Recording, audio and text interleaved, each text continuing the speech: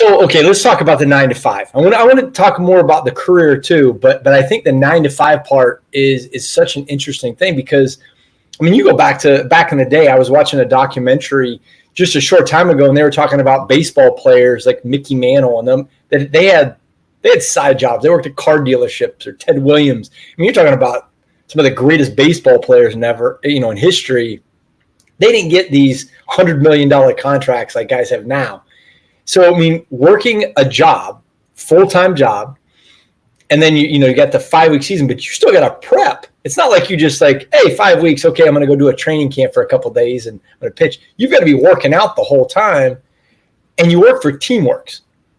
Correct. Which I mean, we used Teamworks at Virginia when I was there. And it was an amazing company, and now you're in the NLI space with name, image, and likeness, and that's kind of what you do for Teamworks. So, explain a little bit about, because you talk about a topic that is the red hot button in sports right now, name, image, and likeness.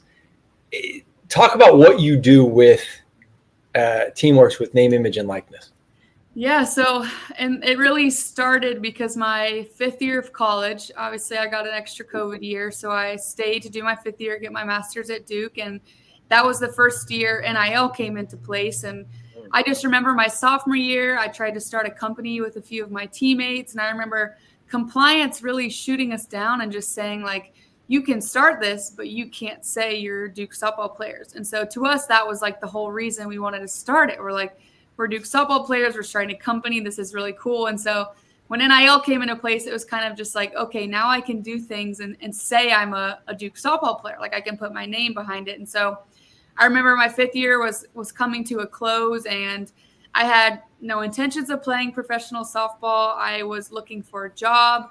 Like my parents had said, you got to enter the real world now. And I remember I saw a job posting from Teamworks on LinkedIn, and the title was an NIL partnership specialist.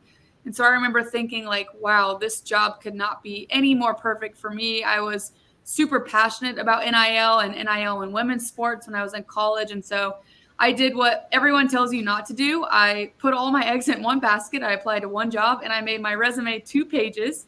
I put all of my NIL deals on the 2nd page of my resume, and I also applied to a specialist position coming out of college, being entry level. So I did 3 things everyone tells you not to do. And then to my best case scenario, I got the job. So I started working with the partnerships that Influencer, which is the company under Teamworks in the NIL space, brings in. And that was your WWE, your Meta, your TikTok, your TurboTax. So I got to work with some really cool companies, ESPNW. And so it kind of just morphed into my company saying, you are a former student athlete. We want to get you in front of student athletes. We want to get you to build relationships with schools. And so it essentially blossomed into me having the territory from pretty much Texas West of that side of the country, of just, here are your 115 schools, building relationships with them and consulting them in the NIL space. And really with Influencer and Teamworks, we provide the software that facilitates NIL deals. And so that software also delivers content to student athletes. So it's, obviously there's no social media without content. There's no NIL without social media. So it really starts, and you have your athletes getting their content first. And so over the past, now it's been 2 years since I've been out of college, I've really gotten a special opportunity to have lived NIL and now to be on the other side of it and really just implement the software to schools, tell athletes how to brand build, but also just use my own experience and kind of guide people the right way. And it's really been amazing to see how NIL has evolved and how the NCAA has gotten involved and how revenue sharing is in question. So these are all things to where I knew I entered the landscape at the perfect time, because I knew it being a Wild West, it was going to have some sort of direction. So the company is growing at an enormous rate. I think with Teamworks, we have 98% of all schools, at least at the Division I level. So I'm getting to work with a lot of really cool schools, and I travel a lot for my job. So I'm getting to go to a lot of different campuses and see the athletes in person. So it's a lot. And I feel like I'm in a very rare case where they say, find something you love. You never work in a day in your life, as cliche as that sounds. Man.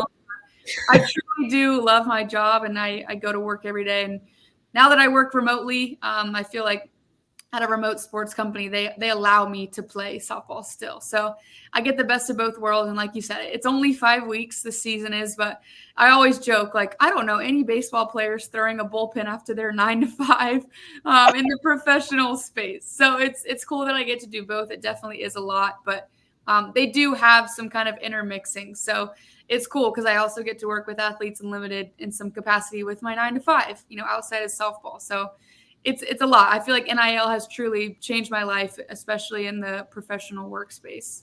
What would be the one word of advice that you would give to athletes trying to get an NIL deal?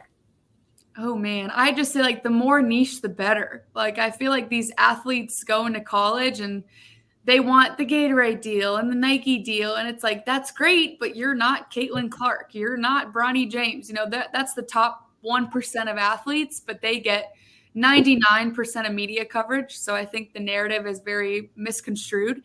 So I think with athletes coming into college, I think the athletes that have the really cool deals, they're building a brand with a really niche hobby or passion they have. And then that's where a brand sees that and says that aligns with what we do very specifically. So let's get that athlete, let's market them, let's monetize them. So for me, and I know every athlete, they want to gain followers, they want to have a brand. And for me, that all started on TikTok, where I just started posting videos of me getting hit with line drives. Like that was my whole brand. People hated that I didn't wear a face mask. And so I thought like, man, this is really creating some controversy. So I'm just going to post it until it stops doing well. So for me, it was like, I know the content that does well now. It's very, very specific content, but it gets me views, it gets me followers. So, this is what I tell my athletes now, like find something you're passionate about. For me, that was also mental health. It doesn't have to be something as serious as mental health. It can be fishing, painting, reading. It can be a really unique hobby you have and just run with it. Because I told them, like, at the end of the day, something is going to catch on. And that's when that's what you need to hone in on. So I'd say the more niche, the better, and it's just like the things that athletes think are so mundane, like waking up, going to practice, eating breakfast, putting my lift clothes on, going to the facility. Like those are things that people want to see behind the curtains of. So it's almost like I told an athlete the other day, like if you eat 12 PB&Js a day, you think that's the most boring thing ever. There's some 12-year-old out there who's going to love that video and they're going to start eating 12 PB&Js a day. So it's like the things that we do every day, we take for granted. Like that's the content that people want to see. So it's like, I tell them I'm a professional athlete now, but my face value went way down when I took off the Duke jersey. So it's just like, use the 3 to 5 years you have in college because they are so incredibly valuable. So that was like way more than one piece of advice, but I mean, it's great. I mean, I think people don't understand. Most people, I mean, being a collegiate athlete is a very, very small minority of the population. You don't get to do that. So, getting that behind the curtain look at what's actually going on, that's unique to so many people. I mean, I lived it for my whole life. So, I mean, it doesn't, it doesn't look any different. But when I start telling my wife things because we weren't married when I was coaching in my main part of my career, she just kind of looked at me and was like, "You guys did that?" And you're like, "Yeah, like, of course. Why wouldn't we have done that?" So for the average person, it's just not a normal kind of situation. Yeah. So let's go back to the training part of it, because I think that's very unique because you're working a 9 to 5 job. I mean, although it isn't a sports company, so that, I mean, they understand. I know, but you still got to lift. You still got to pitch. You still got to do all those intangibles to make you able to compete against the best in the United States. What is a normal day like for you? Oh man, every day is different. I feel like every day is very long, but typically I'll wake up early and I'll try to go get a lift in or go get some mobility or like a cycle class. I usually get that done before work. Really just keeping my endurance up, making sure I'm, still staying explosive. Obviously the weight room is one of the most important things in the sport. And I think especially for a softball pitcher, it's, if I train all year by myself, it's also hard because we're not city backed. So I don't have a team to train with. Everyone's kind of doing their own thing. And so if I go back to season and I'm throwing slow, that's like the first indicator of, you were not in the weight room this season. Like, what were you doing? So the weight room is really important to me. It was in college. It still is now. And then I'll kind of go 9 to 5, 10 to 6, 11 to 7, kind of my territory being more West Coast. I can start my days a little later, but sometimes they do end later. So I'll go through a lot of meetings. Sometimes if I have a lunch break, I might go do some other mobility stuff or for my shoulder or kind of for pitching. And then typically after work is where I usually do my softball specific stuff. So I'll throw a bullpen and it's been hard. I've been trying to go around the schools that are near me. I'm in Charlotte right now. So just reaching out to Charlotte, being like, I will throw you live at bats. Whenever I go back to Duke, that's the first question I ask coach of like, that they had the ACC tournament back in May. And I was like, can I come a few days early and throw to you guys at practice? And she's always open to it. So last year was a lot easier to train in the off season because I still lived in Durham. So I still had access to the team and they were top 5, top 10. So they were keeping me humble and holding me accountable. So they were a really good lineup to throw to. I still have my strength coach from college. So it's definitely the more removed I've been. And I think any pro softball player would say this. It really becomes, it's things that are easier not to do than to do. It's how bad do you want it? And, how bad do you want to keep playing? And how bad do you want to show up prepared? It's really hard to train by yourself.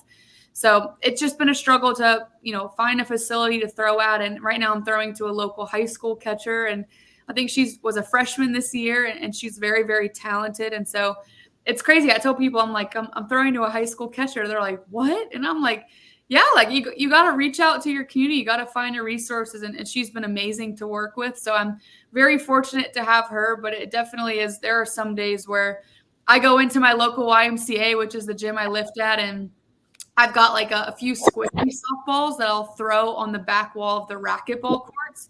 Because there are days when like someone can't hit me ground balls. I'm like, well, I've got to go get my PFP, my pitcher's fielding practice in one way or another. So I'm chucking softballs off the back court of the racquetball court just because I need some like ground balls and I need some reaction time. So that's probably the toughest thing is like, finding time and go hit me ground balls or go throw a long toss with. So those are the things that I took for granted when I was on a college campus. Well, you'd mentioned a little while ago when you were talking about, passions, you talked about mental health, and which is obviously now it's getting a lot more attention than it did, 5 years ago, 10 years ago. What has been some of the struggles or let me say more of the struggles? What are some things that have helped you along the way? You just mentioned, having to do a lot of things by yourself, not a normal, process for some professional athletes, but for a lot of people that are trying to work out, trying to get fit, those kind of things, that's a normal process, right? I mean, what are some things that you've done to help your mental health along the way? Yeah, for sure. And I think as I've left college, my mental health struggles have looked a lot different as I've gone into the pro space. And Athletes Unlimited is really great about providing those resources first and foremost. And I've kind of gotten to the area where, hey, softball was my release.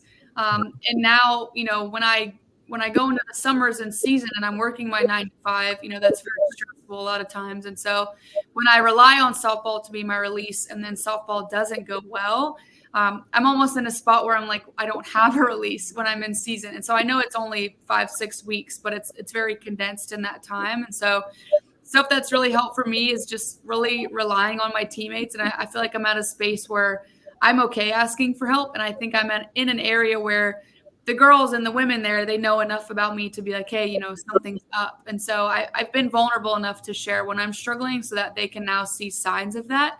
And I'm also very much a person that's like, hey, come to me if you're feeling the same. Sometimes it's just a matter of talking it out. But yoga has been a huge thing for me. I think just meditation as well. I've always been a big journaler, but I haven't really been too much into the sauna, the yoga, and the breath work. I feel like that's been something for me where if you're spending 20 minutes in a sauna, like you're going through every minute. Like you can feel every second. So it kind of forces you to slow down.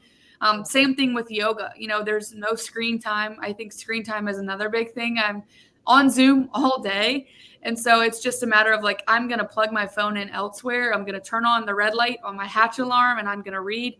I think it's just like you have to actively and intentionally find time to slow down. I think as a community and society, we're really bad at that, especially with all the screens we have. So I really try to do that. And when I go to the pro space, like there are a few girls who come and do yoga with me. So it becomes a thing where it's like, let's go have our quiet time before the day gets started. As much as I, would love to stay up late, I definitely need to become more of a morning person because that's when the world is quiet, especially for work, being a lot of stuff on West Coast. So I feel like journaling's always been a consistent for me. Sauna, meditation, yoga, that's been something I've been incorporating in the past 2 years or so that have really helped because I'm always go, go, go. So it's been really hard for me to slow down and did not slow down in college at all. So it's been something I've had to get used to for sure. Well, it's really hard. You mentioned Duke. I mean, one of the top academic schools in the United States, if not the world, and then to be at the level of being top 10 in the country, you almost are forced to go nonstop. You don't have a choice. You're a high level athlete. And that's why the United States is so different than the rest of the world with collegiate ranks, because the collegiate athletes are performing at a very elite Olympic type level. But, oh, by the way, if you go to certain schools, you're at the same academic level as, the elites around the world. So the pressure is immense. And most people don't understand that.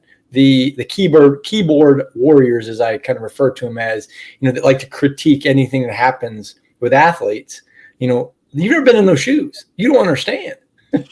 It's a lot different. And that pressure, it doesn't matter what sport it is, huge pressures. And huge time pressures, because Absolutely, you only have so many hours in the day. You only have so many minutes. You got to get it done somehow. And that's great advice. Just absolutely great advice. Is what you're doing now, is what you're doing right now, is that something you want to do going forward, or would you be an administrator with the professional league or something? What's the future aspirations? Yeah, for the future, I know I came into the workforce with kind of entering an industry that was in its wild west and in its birth. And so I obviously like doing things from the ground up, or I wouldn't have entered the NIL space. But I was a part-time instructor in college, so I knew I didn't want to go into coaching. And I'm a very patient person, and that's just not for me at the end of the day. And I know I don't want to really enter a campus environment again, and not in terms of a player, more in terms of admin. I kind of like being on the other side of that stuff. And so I think where the industry is growing, where NIL is growing, whether that goes into revenue sharing or that goes into athletes as employees or that goes into what it is now, I think the industry has so much room for growth and it needs people who have been there since the beginning. So I feel like I'm going to be at Teamworks for as long as they'll have me and staying in the industry somehow. And I knew I always wanted to stay involved in sports. I just didn't really know at what capacity. I knew it wasn't going to be a coach.